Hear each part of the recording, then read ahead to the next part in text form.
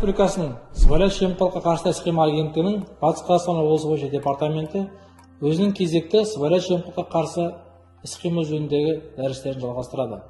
Қазақстан Республикасының сыбайлас жемқорлыққа қарсы іс-қимыл туралы заңына сәйкес, әрбір мекеме өзінің қызметтерінде сыбайлас жемқорлық тәуекелдеріне ішкі талдау жүргізу қажет. Ішкі талдау ережесі агенттіктің 2016 жылғы 19 қарашадағы нөмірі 12 бұйрығымен бекітілген. Жалпы, сыбайлас жемқорлық тәуекелдерін талдауын жүргізу кезінде бұл бірінші кезекте жоспарлаудан басталуы қажет. Әрбір мекемеде сыбайлас жемқорлыққа қарсы іс-қимыл жөніндегі жылдық жоспарлар болады. Осы жоспарда мекеме бұл шараны қай уақытта жүргізетіндігін нақты көрсету керек. Яғни бұл 1-ші тоқсанда, 2-ші, 3-ші, немесе 4-ші тоқсандарда болуы мүмкін.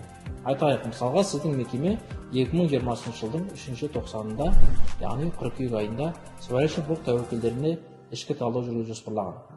Осыған орай, тамыз айында мекеме басшысының бұйрығымен сыбайлас жемқорлық тәуекелдеріне ішкі талдау жүргізу жұмысшы тобы бекітіледі. Жұмысшы тобының құрамына өзіңіздің бірге қызмет жасайтын үкіметтік емес ұйымдардың, қоғамдық ұйымдардың, партиялардың, сонымен қатар кәсіпкерлер қауымдастықтардың өкілдерін қосқан дұрыс болып табылады.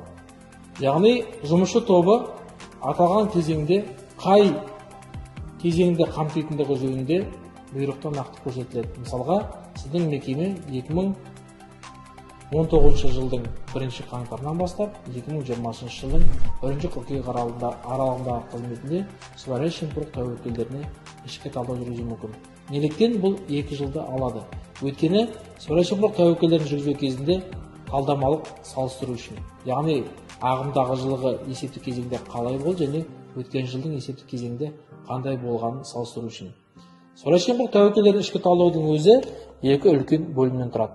Ол бірінші бөлімі нормативтік құқықтық актілерде кездесетін сыбайлас жемқорлық тәуекелдері.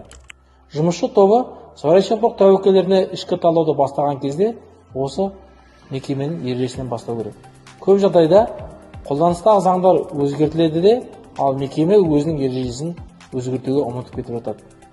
Біз кейбір сыртқы талдау кездерінде қараған уақыттарда ол мекеменің ережесінде қолданысы тоқтатылған жемқорлықпен қарсы күрес туралы заңы жазылып тұратын жағдайлар анықталады. Яғни осы ереженің ішіндегі көрсетілген заңдар бүгінгі таңда қолданылып жүр ме, яғни маңыздылығы бар ма, яғни өзекті ме, өзекті емес пе, осыған назар аудару керек. Және келесі бір жағдай, кейбір мекемелерге жылдардың арасында белгілі бір құзыреттіліктер беріледі. Мысалға, жергілікті атқарушы органдардың ішінде ауыл әкімдері хаттама толтыру үшін өкілеттіктер берілген. Алайда кейбір ауылдық округ әкімдіктері ережелеріне бұл норманы әлі күнге енгізбеген.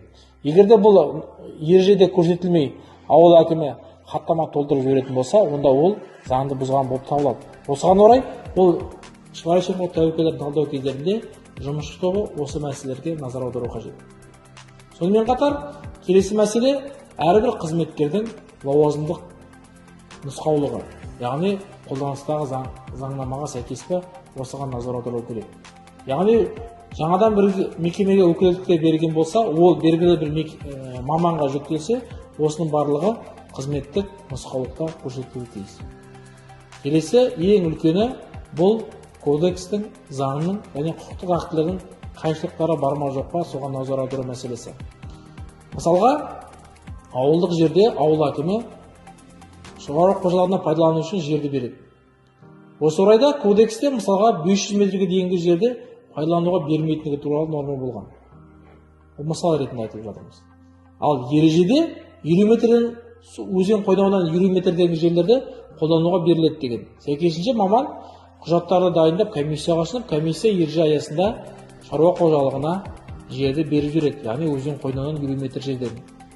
Кейін тексеруші орган келіп, бұл кодексте 500 метр деп көрсетілген деп, комиссияның шешімін заңсыз деп тануы мүмкін. Осындай жағдайға душар болмау үшін, сыбайлас жемқорлық тәуекелін талдау жүргізген кезде заңның, кодекстің және құқықтық актың, яғни ережелердің сәйкестіктерін, күндердің мерзімдердің сәйкестіктеріне баста назар аудару қажет болып табылады. Құрметті әлеуметтік желі қолданушылары, сыбайлас жемқорлық тәуекелдеріне ішкі талдаудың бұл негізгі, яғни қолданыстағы заңдардың өзектілігіне назар аударып отырып, біз осымен сыбайлас жемқорлыққа қарсы дәрісімізді аяқтап, келесі кезеңде, яғни келесі бөлімімізде сыбайлас жемқорлық тәуекелдер ішкі талдаудың ұйымдастыру және басқару қызметінен туындайтын тәуекелдер талдауына тоқталатын боламыз. Әзірге қош сау болыңыздар.